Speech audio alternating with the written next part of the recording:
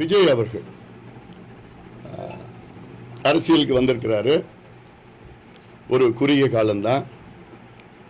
இந்த தேர்தலில் விஜயுடைய ஆதரவாளர்களுக்கு ஒரு அன்பான ஒரு வேண்டுகோள் நான் வைக்கின்றேன்.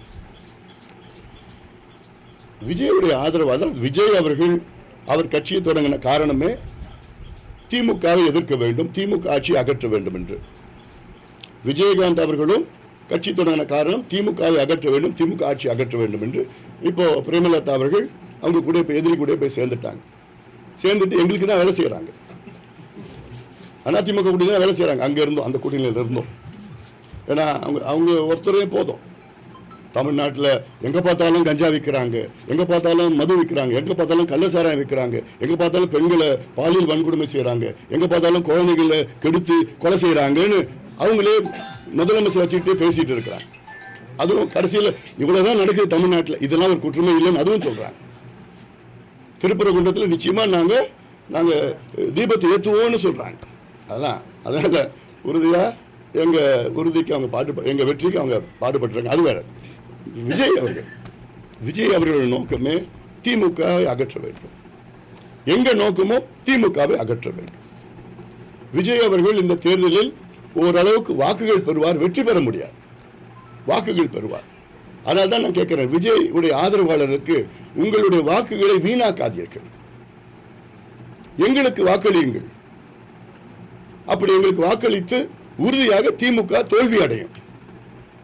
உங்களுடைய நோக்கம் திமுக தோக்கணும். உங்களால் வெற்றி பெற முடியாது. வாக்குகள் பெறுவீர்கள், ஆனால் வெற்றி பெற முடியாது. அப்போ உங்கள் வாக்குகளை நீங்கள் வீணாக்காமல் அதிமுக தலைமையிலான கூட்டணிக்கு நீங்கள் வாக்களித்தால் உங்களுடைய நோக்கம் என்ன? திமுக அகற்றப்பட வேண்டும். அது நடக்கும். இது எனக்கு நடந்தது. 2016 மாற்றம் முன்னேற்றம் அன்புமணி கேம்பெயினிங்கில் எவ்வளோ ஆதரவு எனக்கு இருந்தது. அன்றைய சூழலில் ஒரு பக்கம் ஜெயலலிதா மேயர், ஒரு பக்கம் கலைஞர். நானும் போட்டியிட்டேன். அன்புமணி நல்லா பேசுகிறாருப்பா, நல்லவன், அவ்வளோ திட்டங்கள் கொண்டு வந்துடுறாரு.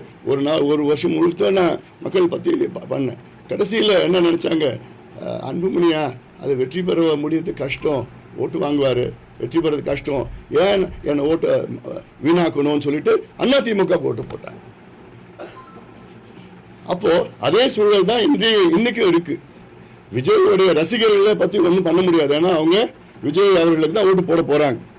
நான் விஜயுடைய ஆதரவாளர்கள் சொல்றேன், உங்க நோக்கம் நிறைவேறணும்னா திமுக அகற்றப்பட வேண்டும், திமுக ஆட்சி அகற்ற வேண்டும் என்று உங்களுடைய நோக்கம், உங்களுடைய தலைவர் நோக்கம் நிறைவேற்றப்பட வேண்டும் என்றால் உங்கள் வாக்குகளை வீணாக்காதீங்க. உங்கள் வாக்குகளை அதிமுக கூட்டணிக்கு போடுங்கள். அதன் மூலமாக உறுதியாக திமுக ஆட்சி அகற்றப்படும், உங்களுடைய நோக்கம் வெற்றி பெறும்.